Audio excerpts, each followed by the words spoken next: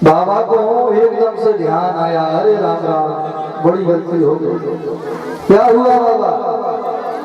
बोले लाला के प्राकट उत्सव में हम कंस महाराज को कर देना तो भूल ही गए। तो नंद बाबा के घर में 9 लाख गाय हैं। कितनी गाय है?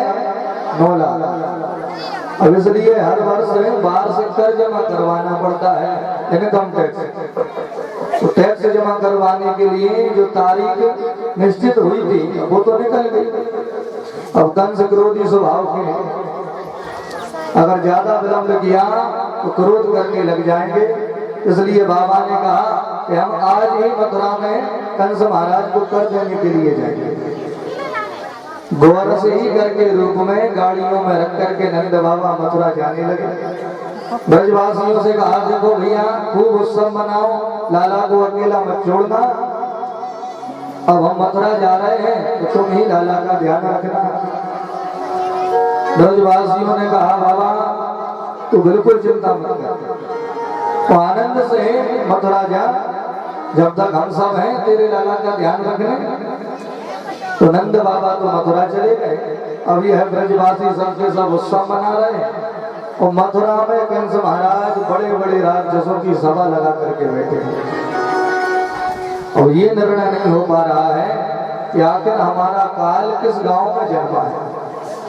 राक्षसों ने कहा, महाराज आप इतनी चिंता क्यों कर रहे हो? अरे हम सभी राक्षस अलग अलग गांव में मंडली बना के जाएंगे और 1 महीने के भीतर जितने बालक जन्मे हैं सबको मार डालेंगे। कंस ने कहा, इतना सरल नहीं है भाई, तुम पता कैसे लगाओगे कि किस घर में बालक जन्मा है किस घर में नहीं जन्मा? उन्हीं राक्षसों की मंडली में एक पूतना नाम की राक्षसी बैठी थी। उसने कहा, भैया आप ये काम मुझे दे दो, मैं आपका ये काम कर दूंगी। कंस ने कहा, बहन जी अब तुम्हें देखकर तो हमें भी डर लगता है, तुम इतनी भयानक हो, तुम्हें अपने घरों में कौन घुसने देगा? तुम कैसे पता लगाओगे कि किस घर में बालक जन्मा है?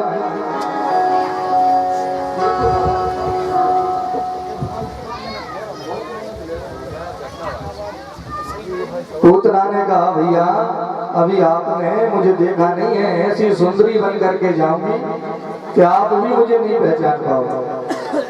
परम सुंदरी बन गई पूतना और जहर पिला पिला करके छोटे छोटे बालकों को मारने के लिए पूरे ब्रज में घूमने लगी।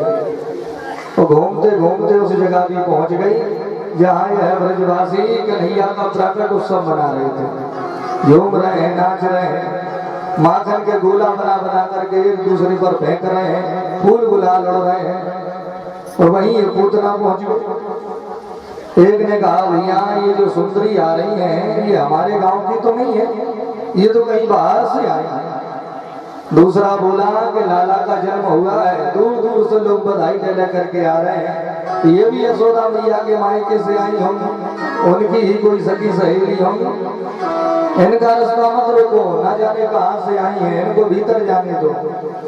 तो सबके सब ब्रजवासी रास्ता छोड़ करके खड़े हो गए और सभी के मध्य में से है पापनी पूतना निकल करके यशोदा मैया के पास में पहुंच गई।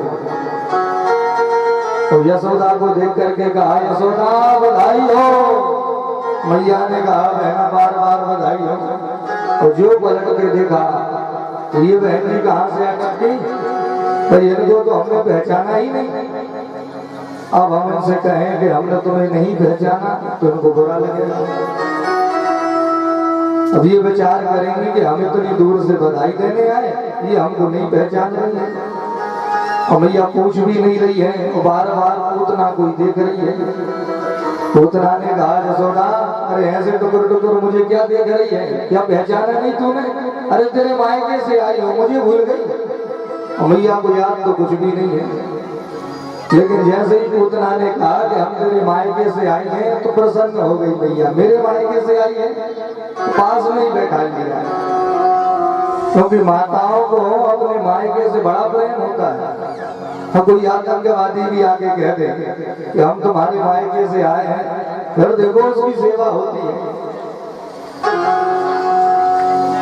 यशोदा मैया ने पूतना पर इतना भरोसा कर लिया कि कन्हैया को पूतना कोई सौंप। प्रभु सो रहे थे, मैया ने कहा बहना अब मेहमानों का घर है, 25 आ रहे हैं, 50 जा रहे हैं, सबके जलपान की व्यवस्था हमको ही करनी है। तुम बैठ गए आनंद से कन्हैया को झूला झुलाओ, तो लाला जग जाए तो खूब आशीर्वाद। पूतना ने कहा बहन जसोदा तुम बिल्कुल चिंता मत करो, जाओ जाकर के अतिथि सत्कार करो, तुम्हारे लाला के ही देख रेख के लिए हम बैठी हैं। तो बोली वाली जसोदा मैया तो मेहमानों का सत्कार करने के लिए जलपान की व्यवस्था बनाने के लिए चली गई। तो पापनी पूतना इसी मौके के इंतजार में थी।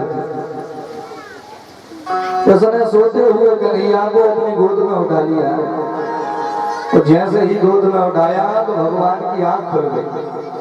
आंख खोल करके पूतना को देखा, ओ मौसी जी आई है। मौसी जी को देखा तो तुरंत आंखें बंद कर ली। फिर भगवान ने दोबारा आंखें खोल के नहीं देखा पूतना को। क्यों नहीं देखा? परीक्षित जी कह रहे हैं प्रभु कि आखिर कन्हैया पूतना को देख करके आंखें क्यों बंद कर रहे हैं, पूतना को देख क्यों नहीं रहे हैं? कि भरे हलाहल चेहरे पूतना गई यशोदा के अंगना, तो देखो झूल रहे पलना अंगना में ललना, झूल रहे पलना अंगना में झूल रहे पलना अंगना में झूल रहे पलना। भरे हलाहल चेहर पूतना, अरे भरे हलाहल चेहर पूतना गई यशोदा के अंगना, पलना झूल रहे पलना अंगना में ललना, झूल रहे पलना अंगना पलना पलना ललना, झूल रहे पलना। देखो देखो झूल रहे पलना अंगना में, देखो झूल रहे पलना अंगना।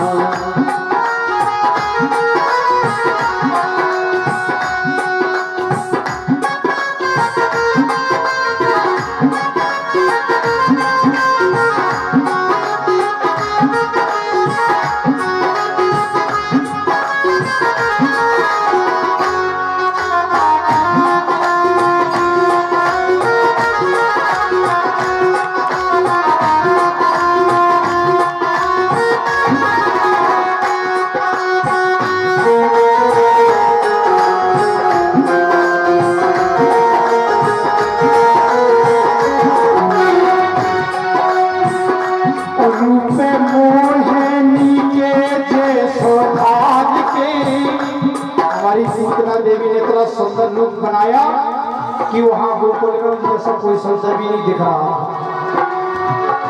तो रूपे मोहिनी के जैसो भाग के आई लंबो सो घूंघट संभाल के, रूपे मोहिनी को रूपे भाग के आई लंबो सो घूंघट संभाल के, पर मंद मंद मुस्काए भवन में, मंद मंद मुस्काए भवन में, हाथों में है बजना। देखो भूल रहे पलना अंगना में ललना, भूल रहे पलना अंगना में ललना, भूल रहे पलना।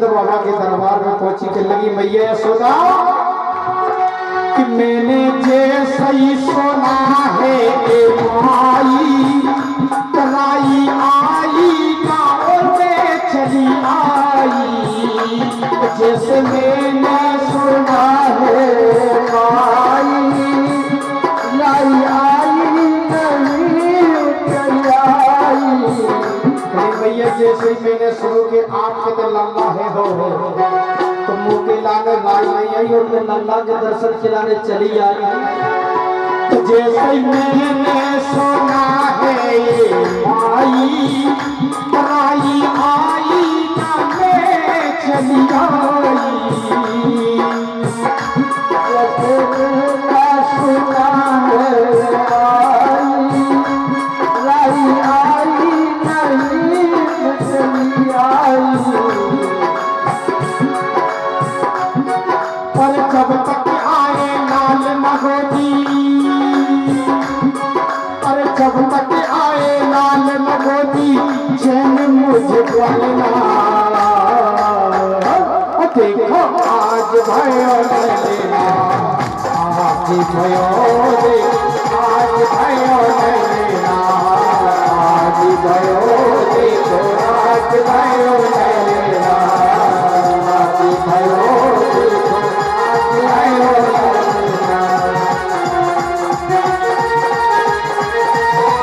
देखो हरे हलाहल जहर पूतना हरे हलाहल जहर पूतना सैयदा के अंगना तो देखो झूल रहे झूल रहे